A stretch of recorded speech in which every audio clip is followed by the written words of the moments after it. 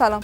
رئیس جمهور غنی میگوید صلح با عزت و پایدار به کشور آمدنی است و هیچ مانعی صدر راه صلح نیست و تمام موانع بر روی گفتگوهای صلح برداشته شده است. مقامات از صرفه‌جویی 170 میلیون افغانی در بودجه لایحه جرگه مشورتی صلح خبر می‌دهند. 330 میلیون افغانی به لایحه جرگه مشورتی اختصاص یافته بود که 158 میلیون آن به مصرف رسیده است. منابع حکومتی گفتند طالبان مسلح خلاف وعده تنها 8 زندانی را آزاد کردند و تا آزادسازی 200 نیروی امنیتی زندانیان طالب نیز آزاد نخواهد شد. با مناسبت سالگرد استقلال کشور، نیروهای امنیتی و دفاعی کشور تطبیقات مشترک نظامی در کابل انجام دادند. قبل از این نیروهای امنیتی در امتداد خط فرضی دیورند در ننگرهار، پکتیا و اسپین بولدک نیز مانورهای نظامی را راه اندازی کرده بودند و مقامات میگویند به زودی سلسله کمک‌ها از طریق برنامه دسترخوان ملی آغاز خواهد شد. مجیب رحمان کریمی وزیر احیا و انکشاف دهات گفته است برای تطبیق برنامه دسترخوان ملی پیشرفت‌ها انجام شده است.